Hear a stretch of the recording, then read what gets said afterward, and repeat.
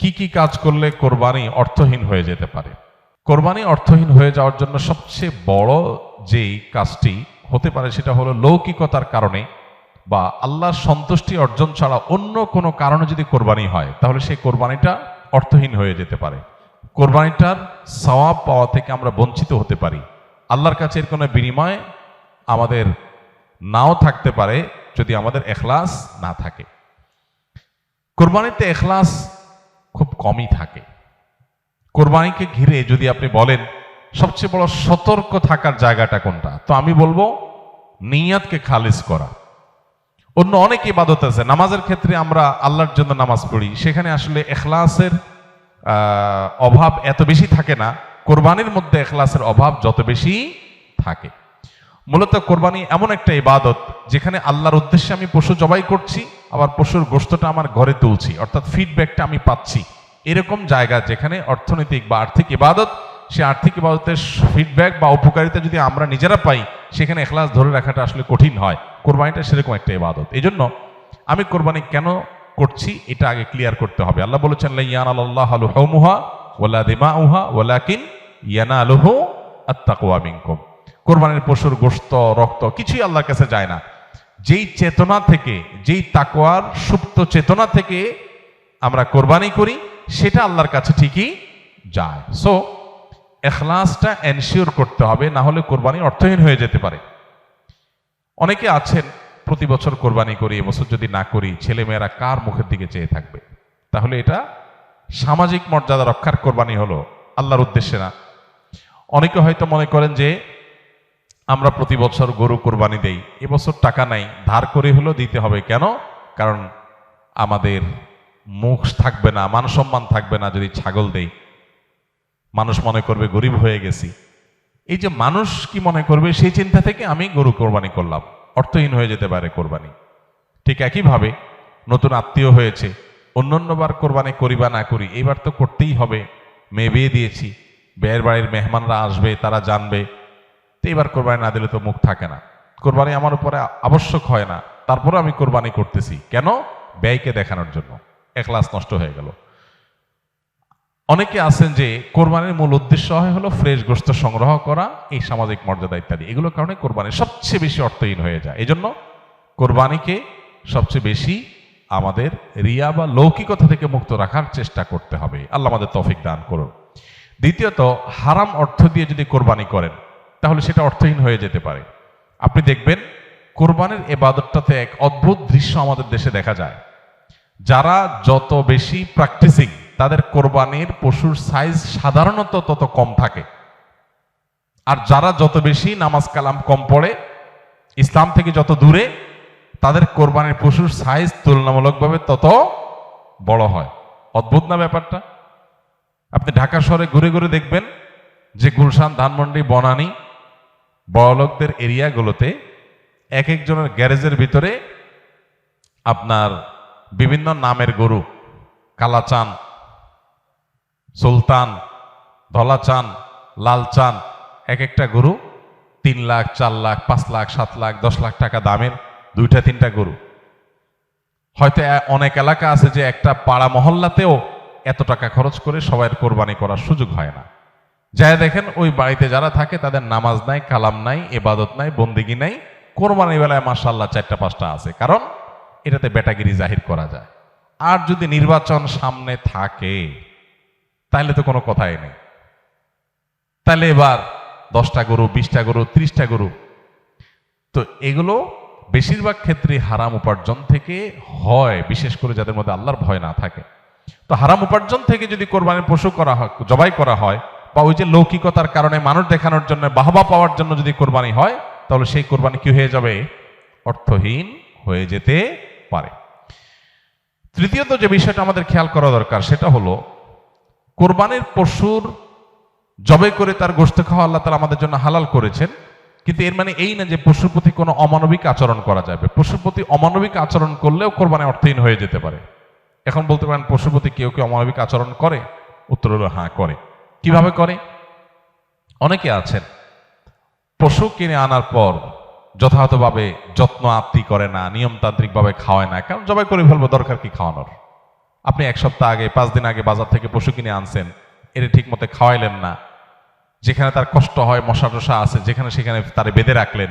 Minimum যত্ন আত্মি যতটুকু দরকার, পশু হলেও তার ভিতরে প্রাণ আছে, সে প্রাণী, সো প্রাণী হিসাবে তাকে যতটুকু যত্ন করা দরকার সেটা না করে জবাই তো করে ফেলবো, দরকার কি আর কেয়ার করা, তাকে আপনি অহেতুক কষ্ট দিলেন, তাহলে এটা আপনার কোরবানিকে অর্থহীন করতে পারে। নবী সাল্লাল্লাহু আলাইহি ওয়াসাল্লাম বলেছেন, ইন্নাল্লাহা কাতাবাল ইহসানা আলা কুল্লি শাই, আল্লাহ প্রত্যেকটা বস্তুর প্রতি ইহসান করা, অনুগ্রহ করাকে আবশ্যক করে দিয়েছেন, ফরজ করে দিয়েছেন। প্রতিটা বস্তুর প্রতি কি করতে হবে? ইহসান করতে হবে।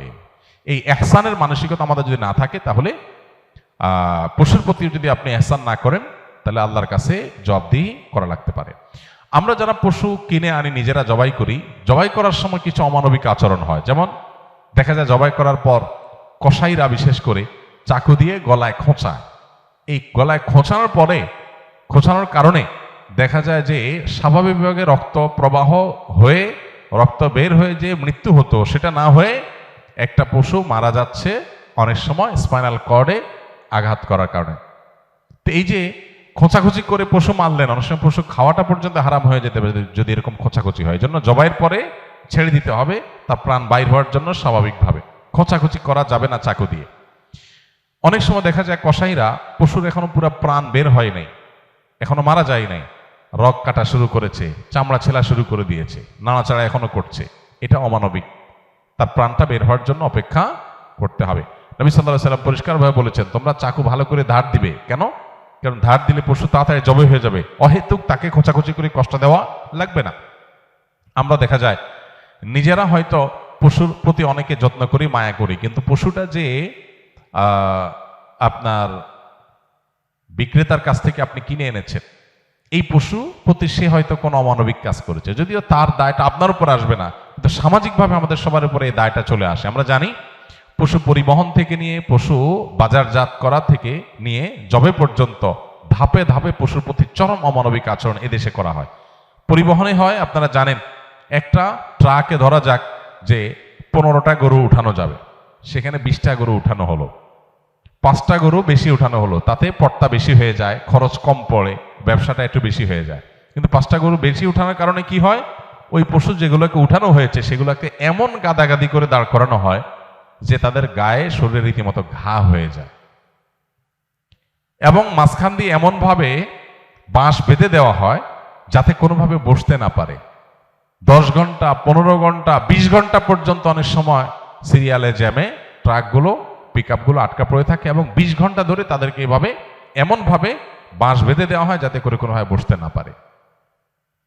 ছাগল দোকানে আপনারা দেখবেন, ঢাকায় যে সমস্ত আপনার ছোট ছোট ছাগল বিক্রির জায়গাগুলো আছে, দোকানগুলো আছে, সেগুলোতে দেখবেন গলায় রশি বেঁধে এমনভাবে ঝুলায় রাখা হয় যে হয়তো 1-1.5 ফিট বা আরো কম রশি রাখা হয়, এবং যাতে কোনোভাবে ছাগল বসতে না পারে, কারণ বসলে তো ক্রেতা দেখতে পাবে না। ক্রেতা যাতে সাইজ দেখতে পারে সেজন্য তাকে দাঁড় করিয়ে রাখা হয়। সে দাঁড় করানোটা কখন থেকে নিয়ে, ওই যে সকাল 7টা বা 6টা ফজরের পর পর পশুর দোকান খোলে তখন থেকে নিয়ে একদম রাত 8টা-9টা পর্যন্ত, এই পুরো সময় 12 ঘন্টা, 14 ঘন্টা, 16 ঘন্টা আপনি এইভাবে ঝুলায় রাখতেছেন একটা জীবন্ত পশুকে। অমানবিক আচরণ। এরপরে বাজারজাতকরণের সময় আমরা জানি পেটের মধ্যে হাওয়া দিয়ে ফুলানো হয়, পানি অতিরিক্ত জোর করে জবরদস্তি পান করে তারপরে ফুলানো হয়। এগুলো সব অমানবিক আচরণ। এগুলো আমাদের কোরবানির যে আসল রূহ এবং প্রাণ সেটাকে নষ্ট করতে পারে। এগুলোর দায় অবশ্য কোরবানিকারীর উপর আসবে না, কিন্তু কোরবানিকারীর দায়িত্ব আছে এইগুলোর ব্যাপারে সামাজিক সচেতনতায় সামিল হওয়া। সর্বশেষ যে পয়েন্টটা বলবো সেটা হলো, আমাদের কোরবানির পশুর যে বর্জ্য ময়লা আছে, এগুলো যদি পরিষ্কার করার দায়িত্ব কোরবানি কারক হিসাবে আমরা নিজের কাঁধে না নেই, আমাদের কোরবানিটা অর্থহীন হয়ে যেতে পারে। আমি কোরবানি করছি সওয়াবের জন্য, কিন্তু আমার কোরবানির কারণে যদি মানুষের কষ্ট হয়, সমাজের মানুষ বিপদে পড়ে, মানুষ অসুস্থ হয়, তাহলে সওয়াবের পরিবর্তে আমার কি হতে পারে? গুনাহ হতে পারে। আপনি কোরবানির পশু এনেছেন, এবার কোরবানির পশুর যে গোবর, তার পেশাব, বিষ্ঠা, এগুলো পুরো এলাকাকে ময়লা দিয়ে ভরে ফেলেছে, দুর্গন্ধে ছেয়ে গেছে। আপনি কোরবানিকারী, আপনার দায়িত্ব এগুলোকে পরিষ্কার করে যথাস্থানে ফেলে দেওয়া এবং মানুষের যেন কষ্ট না হয় সেদিকটা খেয়াল করা। গোবরগুলো নিয়ে আপনি ড্রেনে ফেলে দিলেন, তাহলে ড্রেনে জলাবদ্ধতা তৈরি হবে, পানি প্রবাহ বন্ধ হয়ে যাবে এবং সেটার কারণে সেই বদ্ধ পানিতে মশা তৈরি হবে, ডেঙ্গু তৈরি হবে। সেখান থেকে মানুষ, এখন ডেঙ্গুর সিজন শুরু হয়েছে, গতকালকে না যেন আজকে পত্রিকা দেখলাম যে এবার মৌসুমের শুরুতেই ডেঙ্গুর প্রকোপ ভয়াবহ। হয়তো এখান থেকে যে মশা তৈরি হয়েছে এটা কোনো মানুষকে কামড় দিবে, সে মানুষটা অসুস্থ হয়ে হসপিটালে ভর্তি হয়ে হয়তো মারা যাবে, লাখ লাখ টাকা খরচ হবে, আইসিইউতে যাবে, আপনি হয়তো জানান না, আপনি কোরবানি করে চলে গেছে। তো এই জন্য আমাদের কোরবানির পশুর বিষ্ঠা, ময়লা, বর্জ্য এগুলোকে পরিষ্কার করা, যথাস্থানে ফেলা, যেখানে সেখানে না ফেলা, এবং ড্রেন অন্যান্য জায়গায় মানুষের রাস্তাঘাটের আশেপাশে চলাফেরার জায়গায় ফেলে মানুষের কষ্টের কারণ যেন না হয় সেটা লক্ষ্য করা আমাদের কর্তব্য। যদি না করি তাহলে এই কোরবানি অর্থহীন।